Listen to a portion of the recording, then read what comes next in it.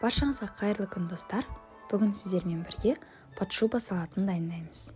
Подшуба салатын мен бұл жолы селедкамен емес, шпротпен дайындайтын боламын. Парақшамда подшубаның селедкамен жасалған түрі бар, қарап көруге кеңес беремін. Салатты дайындау үшін ең алдымен керекті көкөністердің барлығын қайнатып дайындап аламыз. 4-5 дана қызылша, 4 картоп, 3 сәбіз және 4 жұмыртқаны қайнатып алдым. Жұмыртқаны шамамен 10-15 минуттай қайнаттым. Піскен көкөністерді бөлме температурасында толығымен суытып аламыз. Және де осылай біртіндеп аршуға кірісеміз.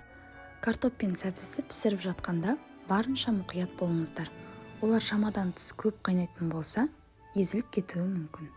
Және де картоп пен сәбіздің пісу уақыты әртүрлі болуы мүмкін. Осылайша барлық көкөністерімізді аршып дайындап аламыз.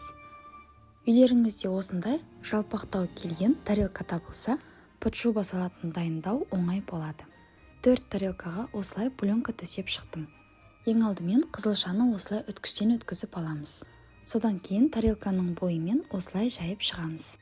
Барлық тарелкадағы қызылшаны дайындап болған соң, майонезді осы видеода көрсетілгендей етіп жағамыз.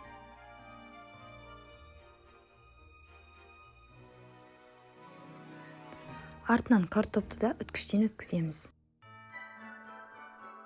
Картоптардың барлығын үткіштен өткізіп болған соң, тегістеп майонезді жағып шығамыз.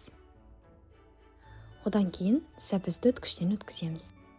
Мен көкөністердің арасына тұз сепкен жоқпын, себебі майонездің құрамындағы тұз жеткілікті деп ойлаймын. Өз қалауларыңыз бойынша әр слойға шым-шым тұз сепсеңіздер болады. Сәбізден кейін тағы да бір слой картопты үткіштен өткізіп майонез жағып шықтым. Одан кейін жұмыртқаны үткіштен өткізіп майонез жағамыз.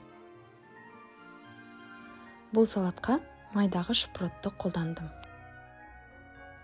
Консервіні ашып болғаннан кейін балықтарды қасықтың көмегімен осылай ұсақтап шығамыз. Жақсылап езгеннен кейін 4 тарелкаға теңдей етіп бөліп, бір тегіс етіп салып шығамыз. Осындай тарелканы салаттың бетіне жауып, видеода көрсетілгендей етіп төңкереміз. Және де барлық тарелкадағы салаттарды осы видеода көрсетілгендей етіп төңкеріп шығамыз. Бұл подшуба салатын дайындаудың ең оңай әдістерінің бірі.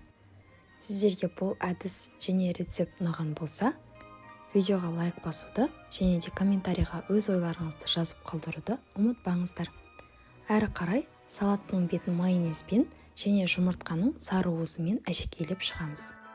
Мен майонезді осылай сетка түрінде қалдырдым, бірақ сіздер қасықпен тегістеп шықсаңыздар да болады.